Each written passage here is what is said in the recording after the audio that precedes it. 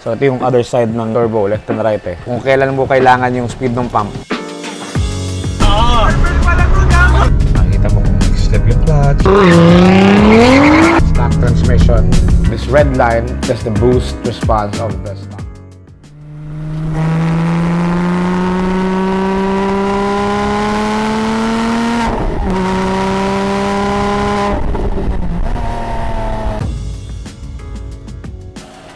Itong turbo kit na to, kamukha siya ng nakakabit doon. Sakto lang dito yung kotse for maintenance and servicing to. Change oil, mga fluids, gano'n. Pinagkaiba nila ng dalawa, ito, naka 4.3 liter na engine saka transmission. So, kaya mag-handle ng mas malaking power. Ito, stock engine, stock transmission. This should get around, siguro mga 800 wheel to sa Blaze na gasolina. Compared to this, halos 1,100 wheel sa Blaze. Magkalayo sila. Yung mga supporting mods na kasama niyan, para ma-achieve yung power na yan, ay syempre, full exhaust, yung downpipe. So, nag-upgrade tayo ng turbo. More air, meaning kailangan natin ng mas maraming gasolina. So, another extra mga abubot na nilagay natin. Billet na oil pan from AMS din, larger volume, so more oil ka. Nagkabit din tayo ng damper. So this absorbs vibration dun sa from the crankshaft. Mas pino siya umandar. Oil catch can from AMS din, meron tayo nakakabit. So yung performance mods yan yun. So stock engine tsaka Tranny, 800 wheel, 650 torque, pump gas. Ito, tingnan natin turbo. Omega 12 na turbo kit o 40 Gtr. Medyo na-late tayo ng dating kaya nakakabit na siya pagdating natin. So, may mga pictures naman tayo na iba. So, yun na lang. One on each side yung turbo. So, ito yung front side ng turbo. Ito yung wheel. Ayun siya. So, ito, part na to, papunta sa air intake. So, ito yung higop ng hangin. Pak! And then, from here, pinocompress yung air, papunta sa intercooler. So, ito, this goes out to the intercooler.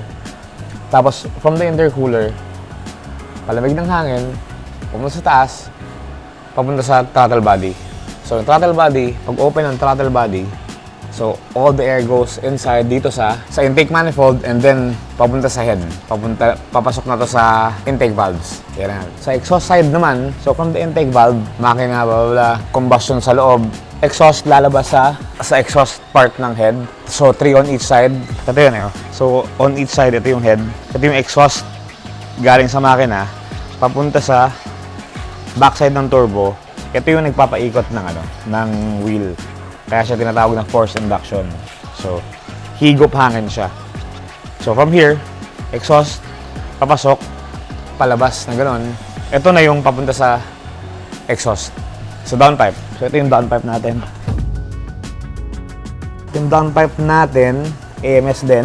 Bolt-on to sa kahit anong stock turbo ng GTR or kahit anong mga kit nila, bolt-on yan lahat. So, kaya mas mahal tong AMS na downpipe.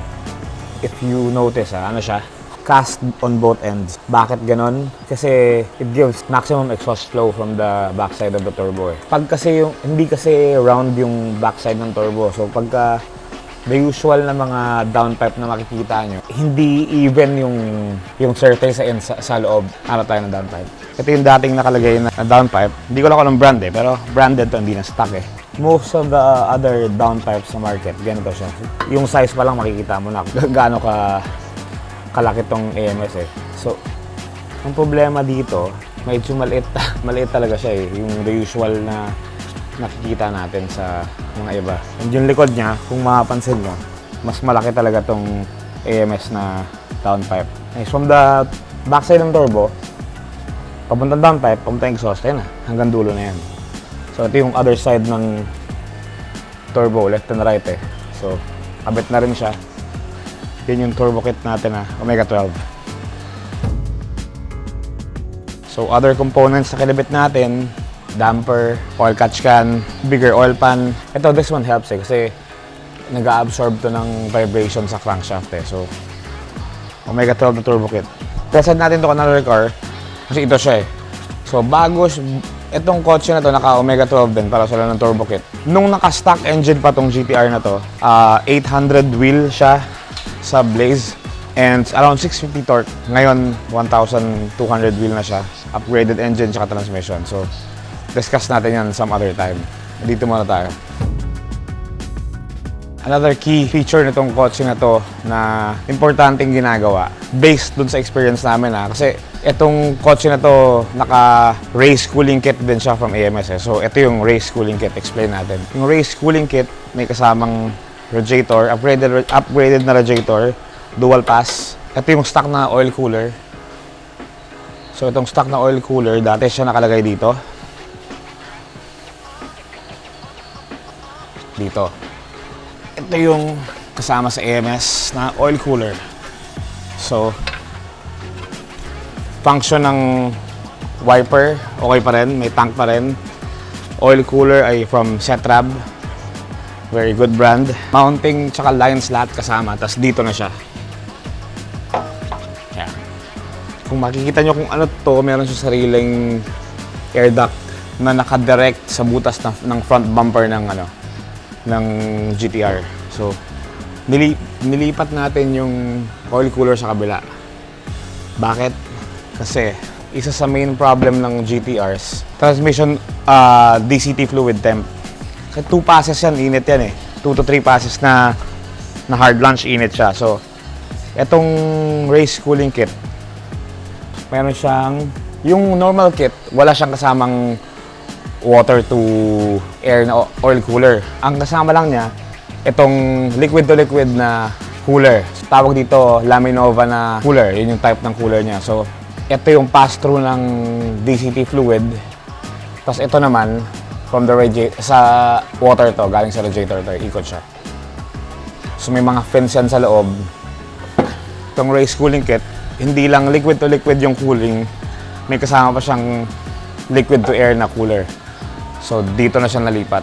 Tranny cooler din ito. So, kasama sa kit, itong duct. So meron din siyang duct doon sa other side ng front bumper. Tried and tested namin to dito sa isang kotse. 10 passes sunod-sunod hindi umiilaw yung transmission. Stock Tranny yun naka-clutch lang. So, ganong klaseng abuso yung kaya niya pag naka-cooling kit ka. Alam ng mga naka-GTR yan kasi pag medyo ilang launch lang sa drag, blink yung Tranny yan So, ito yung pang-solve ng problema. Yan yung effect ng cooling kit na nilagay natin. Dahil hindi oil cooler lang nilagay natin, nilagyan natin ng bagong radiator, standalone na cooling kit, and bigger oil cooler. Lahat sila connected dun sa water line So, everything goes down. Sabay-sabay sila. Okay, sa fuel system naman tayo. Syempre, nagdagdag tayo ng hangin. Kailangan dagdag din tayo ng gasolina. So, upgrade tayo ng injector dynamics na 1000cc injectors. Stock fuel rail lang muna tayo sa build na to. Hindi naman pa kailangan. Ito yung mga injector. 1, 2, 3. 1, 2, 3. 3 on each side. So, ito yung injectors. Injector dynamics. So, syempre, nag-upgrade tayo ng injectors. Kailangan yung magsusupply sa kanya, upgrade din tayo. So, gamit natin dito, brushless pump na AMS. Single brushless pump from AMS. Tested na rin natin to na 1,000 wheel capable gamit pump gas. So, bakit maganda yung brushless to na pump? Kasi variable speed na pump ito Hindi siya mga parang regular na pump na pag-on mo ng kotse, 100% agad. The more na naka-on yung kotse at naka-steady ka lang, iinit yung gasolina mo. So, ito, at idle, pwede mo siyang iset 20% lang, 30%. Then, pag nag-boost, tsaka ka lang tataas. Paano nangyayari yun? So, meron siyang kasamang controller. May sarili siyang controller tsaka software. Pwede mong iset yung speed ng pump depende sa boost. Example, pag nag 4 PSI ka na boost, pwede mo na siyang i-program na pag naka-detect ng boost ito na mga 4 PSI, pwede mo na siyang simulang iangat yung speed niya. So, siguro, example dito sa kotse na to mga 26, 25 PSI. Sa 14 PSI, hindi mo naman kailangan 100% yung pump Ano siya? Variable siya. So, kung kailan mo kailangan yung speed ng pump, pwede mo siyang iset ng gano'n. So, hindi siya iinit agad, hindi siya steady. This is steady 100%. Paano niya nagagawa yon? Meron siyang boost sensor. So itong boost na sensor na to, nakakonekta sa controller. Then yung controller nakakonekta sa pump. So yun yung nagpapagana sa kanya. May software sa sarili. Explain natin yan pag nakakabit na kung paano siya ginagawa.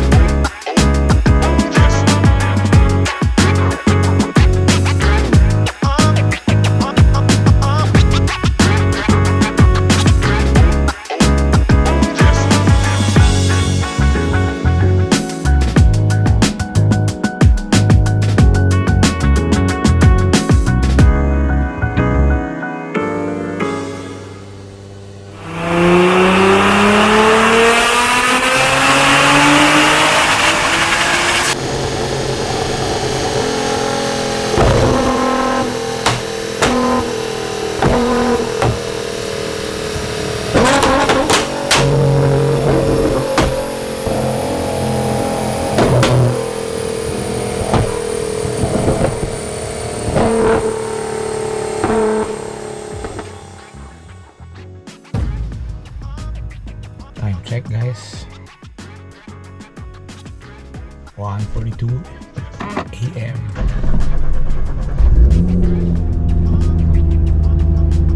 Test natin itong GTR sa highway bago i-release. Magde-data log tayo para sure bago i-release sa customer okay lahat. Titingnan natin yung mga air fuel pag naka max throttle tsaka full boost. Titingnan natin yung fuel kung bumabagsak ba, titingnan natin yung boost kung bumabagsak ba. So okay guys, so kaka-check lang natin ng tire pressure bago tayo mag-testing. Mababa pa yung mga temp natin, hindi pa tayo pwede kumataw. Then kipit natin tong ECU tech. So mag-data lang tayo gamit phone. So nakabit siya sa OBD port, OBD2. Okay, connect natin gamit Bluetooth. Connected ECU tech. There you go. Kaya pati map switching pwede dito eh. Pero ito yung importante. So pag nag-hit tayo ng start, lahat ng parameters niya pwede natin basahin sa ECU tech software sa PC. So mamaya tingnan natin yung mga makikita mo kung nag-slip yung clutch, FR ng bank 1 tsaka 2, kung nagli-lean, kung coolant temp, oil temp, lahat makikita mo dito halos lahat. So mamaya yan. So set sa tayo guys.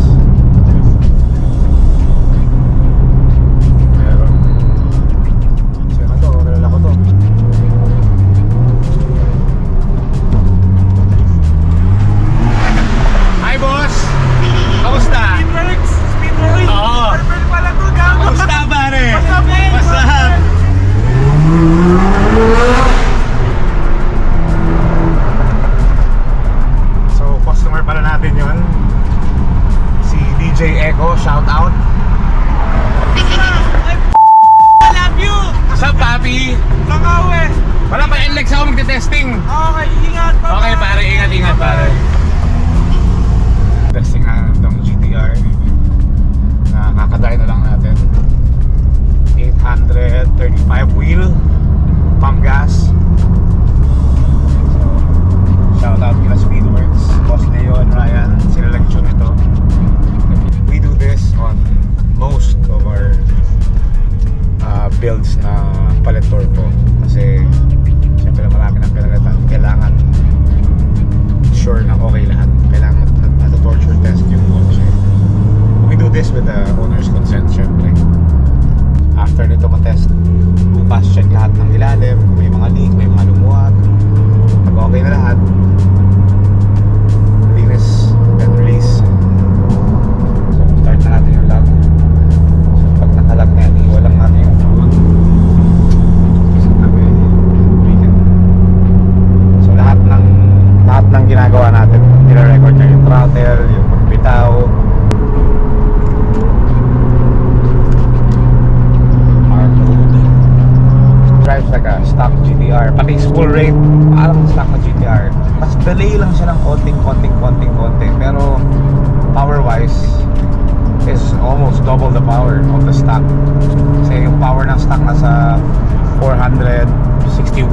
470 wheel.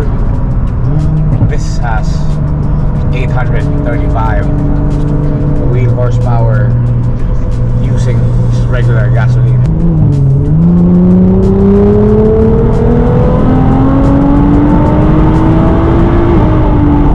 So yung ginawa natin na hataw na yun, na-record siya ng ECU Tech. So mamaya check natin. Comfortable ride, baba ng tempo. So sa advantage to ng cooling kit. Quick tour sa kotse ha.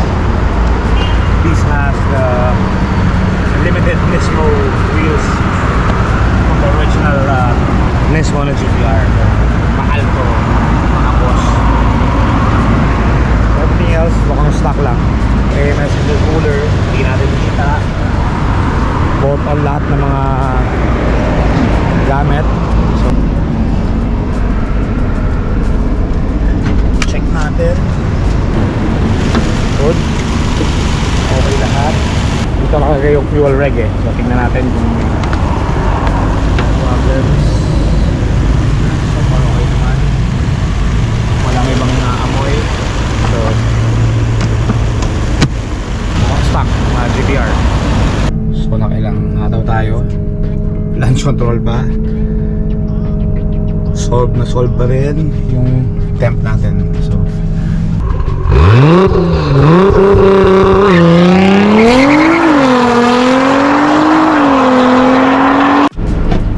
kailangan launch tayo. 0 to 60 mph 2.8 seconds.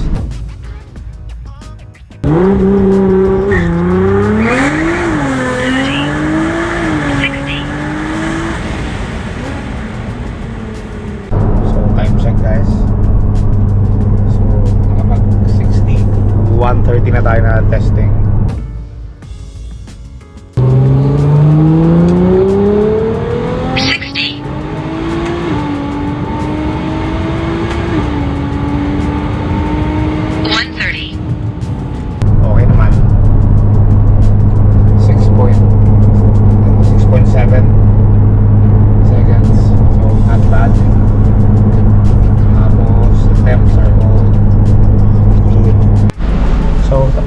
Dito lang guys.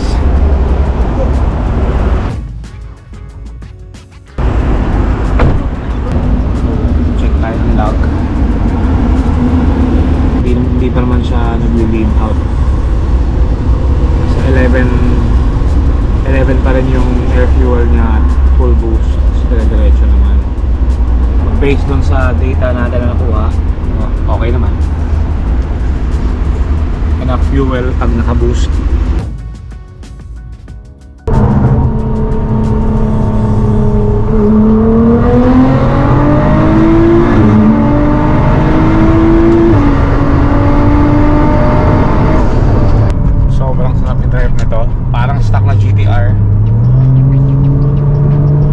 Throttle response, yung spool ng turbo,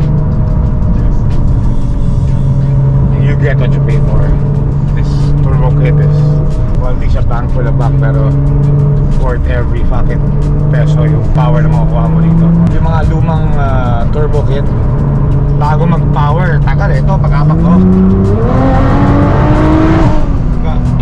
Anytime apakan mo, bibigyan ka.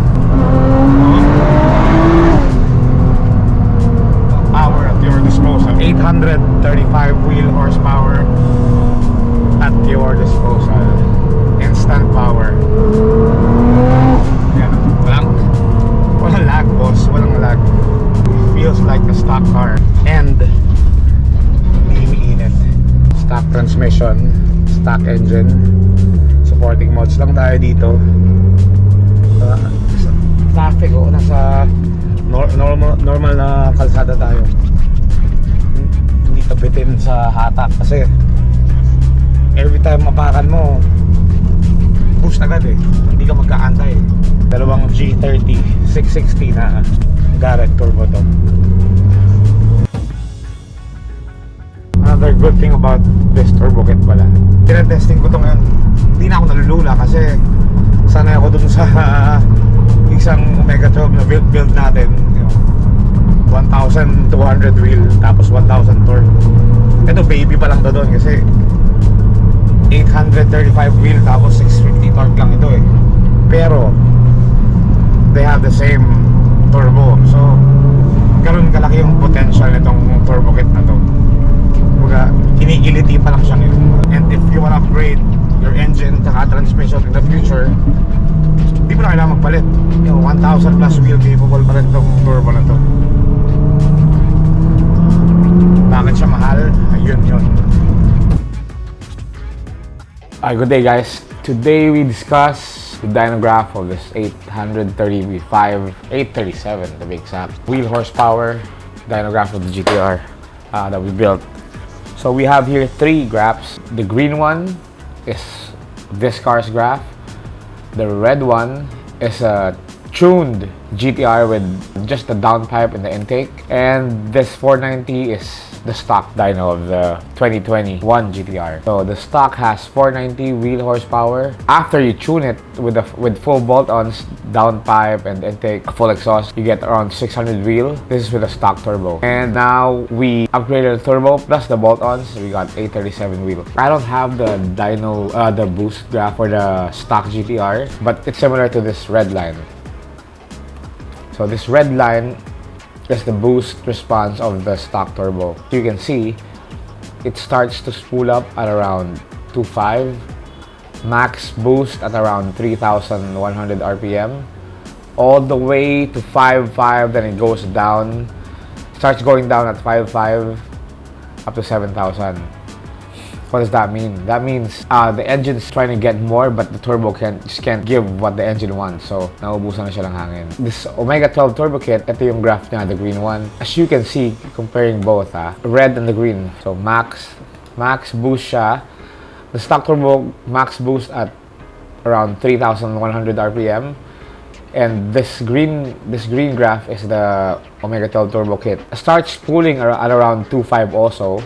But we get the maximum boost at around 3.6 RPM. This is where you feel the lag between 2.5 to 3,500 RPM. But you don't really need the power on that power band. You need it right after 4,000 when you're at full boost. If you notice that, this is the same turbo we have on the 1,200 wheel GTR, the orange one. We could pump this up a lot more if the engine and the tranny is built.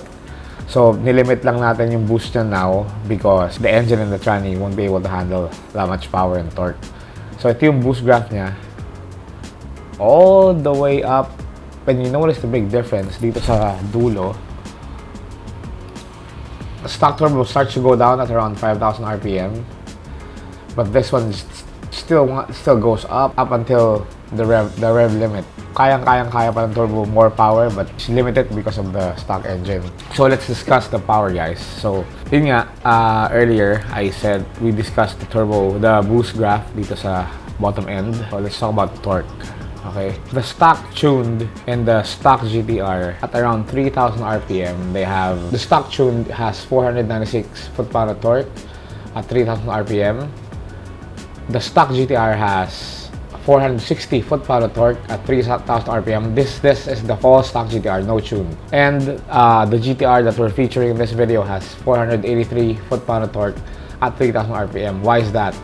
Because we cannot pump up the boost dahil the engine and the tranny still stock. You notice right after 3,500 RPM, this Omega 12 GTR now has 613 foot-pound of torque, a lot more already than a tuned stock turbo GTR, and a lot more compared to the 465 foot-pound of torque from the bone stock GTR. So ito yung stock na walang tune, 465 torque, yung naka-tune around 600 and 620 at over 35 RPM. And then we go sa dulo And linear na siya lahat So ito yung stock GTR, yung tuned GTR.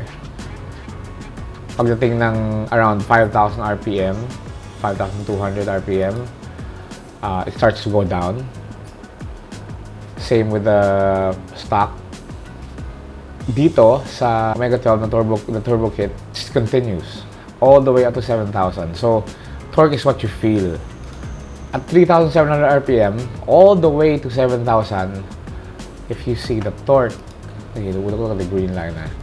The torque is consistent above. See? At around average mga 650 foot-pound torque from 3.5 up to 7,000. So, huge difference in power. Ito yung stock turbo kit, ito yung with the turbo kit. So, ayan yung power, yan yung ang layo. So, all throughout the power band, the torques increase. Same stock transmission and engine. Now we discuss the power. This is the fun part. Get you up to what speed you want at a quicker time. So let's talk about peak power. The stock GTR has around 490 wheel horsepower without a tune. After a tune, it goes around 590, 600 wheel horsepower almost. And with a turbo kit and some bolt-on supporting mods, stock engine and tranny, we get 838 wheel horsepower. Now this is just not horsepower na nag-peak and then dip. It's from here, it goes all the way up. Actually, kaya pa ng turbo eh. It's just the engine and the transmission won't be able to take more torque and power. So, all throughout the power band, nauna lang ng konti yung tuned kasi we can put up the boost earlier compared to the upgraded turbo kasi the engine and tranny can handle it. But if you notice, the starting graph of the stock GTR, all stock GTR, and the one with the turbo kit is almost the same. But when you get up to 3,000, the torque of the one with the turbo kit is a lot higher than the stock GTR. And horsepower also, when you get past 3,000, ito yung stock, the green one is the one with the turbo kit. Starting 3,000, this goes up. There's a big difference. Same throttle response compared to the stock GTR, but you get power and torque all the way up to around 670 and 838 compared to the 490 and 470. So ito yung difference in power all throughout the power band. And it feels like a stock car on the bottom end, as you can see on the graph. So this car is fun to drive, easy to drive, drivable in traffic, and you can enjoy short sprints. Not unlike the other cars with a bigger turbo. If you wanna just do short sprints, it's not fun because you get power starting around 5,000 RPM. This feels like a stock GTR, but when you floor it, it gives you a lot more. So ayan siya. So I hope you guys liked our explanation. So just to show you a better view. So green is with the Omega 12 turbo kit, and brown is all stock without a tune. So sobrang laki ng power difference at torque difference. Starting 3,000 RPM, it just kills the stock GTR. So is it worth it? Is it a good investment?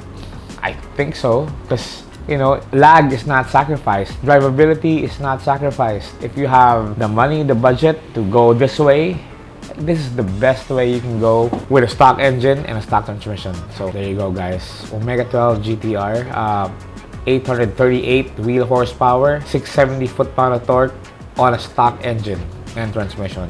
So everything is bolt-on, and you can buy that turbo kit from us. So it comes from AMS. Give us a message and we'll hook you up. There you go, guys. So again, the green one is the Omega 12.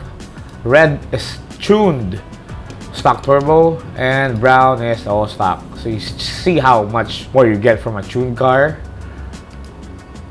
and how much more you get from a car with the upgraded turbo. Boom. Alright, goodbye, guys. Until next time, if you like this kind of content, we have more lined up. We just try to do our best to finish one video at a time, and we want to make it as informative as possible for you guys to understand. Alright, that's it, guys. Have a good day. MEK Automotive TV. Please subscribe and help us reach more people, and because we want to educate everyone about these type of builds. Thank you guys.